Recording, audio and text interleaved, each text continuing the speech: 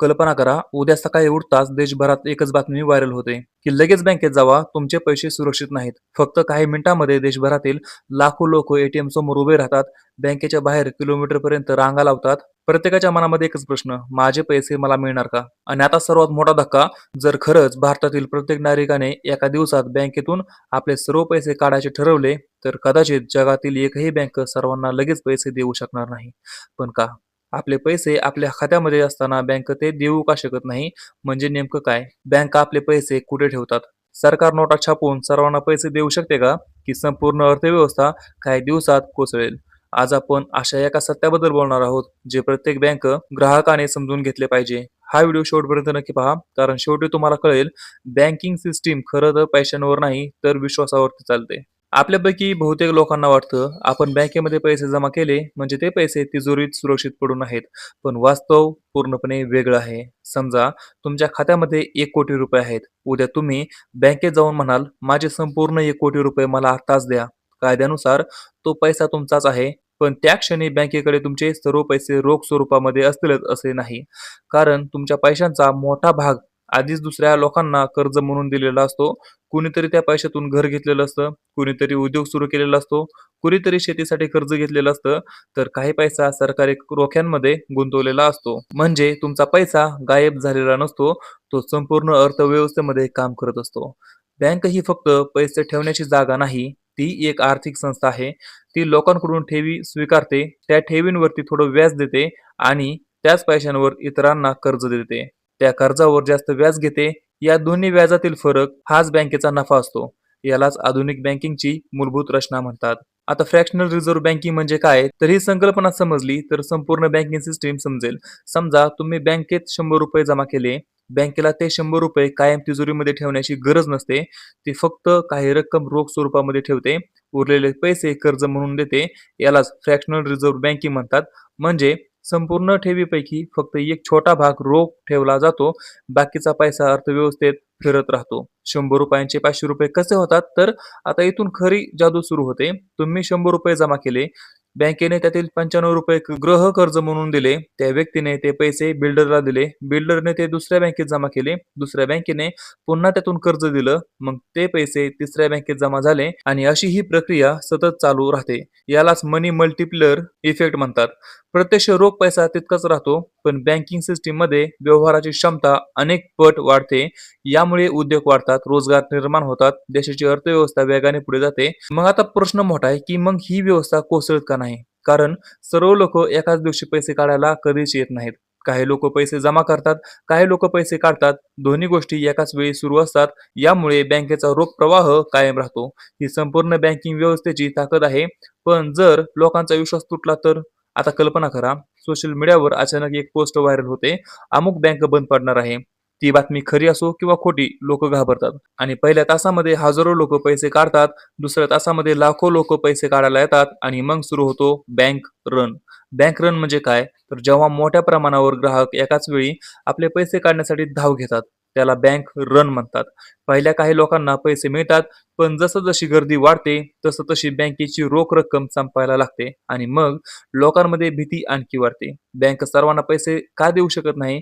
समजा एखाद्या बँकेमध्ये 10 लाख ग्राहक आहेत. जर त्यापैकी 5% लोक पैसे काढायला आले तर काही अडचण नाही. पण जर 70% लोक एकाच वेळी आले तर जगातील जवळपास कोणतीही बँक सर्वांना त्वरित पैसे देऊ शकणार नाही. कारण तो पैसा आधीच कर्जाच्या स्वरूपात बाहेर गेलेला असतो आणि अशा वेळी बँक काय करते? तर सर्वप्रथम रोख रकमेची मर्यादा लागू केली जाऊ शकते. मोठ्या रकमांची निकासी तात्पुरती थांबवली जाऊ शकते आणि गरज पडल्यास देशाची मध्यवर्ती बँक मदतीला येते. भारतामध्ये ही भूमिका भारतीय रिझर्व्ह बँक म्हणजे आरबीआय पार पाडते. ती बँकांना आपत्कालीन तरलता उपलब्ध करून देऊ शकते. पण जर संपूर्ण देशामध्ये भीतीचं वातावरण तयार झालं तर परिस्थिती खूप गंभीर होऊ शकते. तर इतिहासामध्ये असे कधी घडले आहे का? तर हो, अनेक वेळा. 2001 मध्ये अर्जेंटिनामध्ये लाखो लोकांनी बँकेतून पैसे काढण्याचा प्रयत्न केला. सरकारने लोकांना त्यांच्या स्वतःच्या खात्यातून मर्यादित पैसेच काढण्याची परवानगी दिली. यामुळे मोठा सामाजिक आणि आर्थिक तणाव निर्माण झाला. 2008 मध्ये जग हादरलं होतं. 2008 मध्ये अमेरिकेतील ही मोठी गुंतवणूक बँक दिवाळखोर झाली. त्याचा परिणाम फक्त अमेरिकेवर झाला नाही, तर संपूर्ण जगातील शेअर बाजार कोसळले.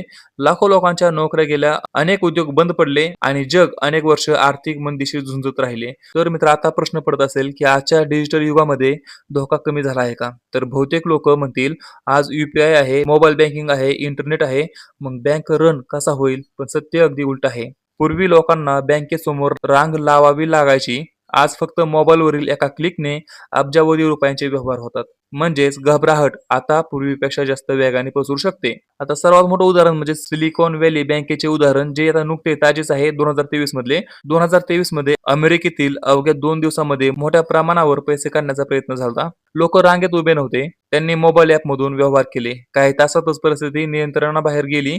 यावरून एक गोष्ट स्पष्ट झाली. तंत्रज्ञानामुळे बँक रन संपलेला नाही, तो आणखी वेगवान झाला आहे. जर संपूर्ण भारताने एका दिवसामध्ये पैसे काढले तर काय होईल? तर सुरुवातीला बँकातील रोख रक्कम संपेल, नवीन कर्ज बंद होईल, उद्योगांना निधी मिळणार नाही, कंपन्यांना कर्मचाऱ्यांचे पगार देणे कठीण होईल आणि शेअर बाजारामध्ये मोठी घसरण होऊ शकते. गुंतवणूकदार घाबरतील आणि व्यवसाय मंदावतील. सरकारला मोठ्या प्रमाणावरती हस्तक्षेप करावा लागेल. जर जास्त नोटा छापल्या तर महागाई वाढू शकते. म्हणजे एका दिवसाची घबराहट संपूर्ण देशाला अनेक महिन्यांच्या आर्थिक संकटात ढकलू शकते. मग लोकांचा विश्वास टिकवण्यासाठी काय केलं जातं? तर भारतात बँक ठेवींवरती विमा संरक्षण उपलब्ध आहे. जर एखाद्या बँकेला गंभीर आर्थिक अडचण आली तर नियमानुसार प्रति बँक 5 लाख रुपयांपर्यंतच्या ठेवींना विमा संरक्षण मिळू शकते. याचा उद्देश एकच, लोकांनी घाबरून एकाच वेळी पैसे काढण्यासाठी धावू नये. आणि सर्वात मोठं सत्य, आता तुम्हाला एक गोष्ट लक्षात आली असेल, बँकिंग सिस्टीम नोटांवर चालत नाही, ती विश्वासावर चालते. जोपर्यंत लोकांचा विश्वास आहे तोपर्यंत व्यवस्था सुरळीत चालते. पण ज्या दिवशी संपूर्ण देश एकाच वेळी आपला कायदेशीर हक्क वापरायला लागेल, त्या दिवशी कोणत्याही देशाच्या अर्थव्यवस्थेवर प्रचंड दबाव येऊ शकतो. तर पुढच्या वेळी तुम्ही मोबाईलमध्ये तुमचा बँक बॅलन्स पाहाल, तेव्हा एक गोष्ट नक्की लक्षात ठेवा. स्क्रीनवर दिसणारा आकडा फक्त तुमची संपत्ती नाही, तो संपूर्ण बँकिंग व्यवस्थेवरील विश्वासाचं प्रतीक आहे.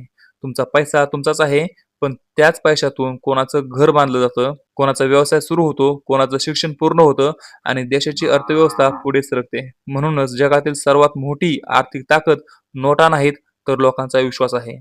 आता मला कमेंट करून नक्की सांगा, जर उद्या संपूर्ण भारताने एका दिवसामध्ये बँकेतून आपले सर्व पैसे काढायचे ठरवले, तर तुमच्या मते सर्वात आधी काय होईल? व्हिडिओ आवडला असेल तर लाईक करा, शेअर करा आणि अशाच माहितीपूर्ण व्हिडिओसाठी आपल्या चॅनलला आता सबस्क्राईब करा. आपण भेटूया पुढच्या व्हिडिओमध्ये. आता पुढचा व्हिडिओ आपण पॉलिटिकल बनवू, म्हणजे पॉलिटिकल गोष्टीवरती बनवू आणि त्या व्हिडिओमध्ये आपण पुढच्या व्हिडिओमध्ये आपण भेटूया. तोपर्यंत जय हिंद, जय महाराष्ट्र.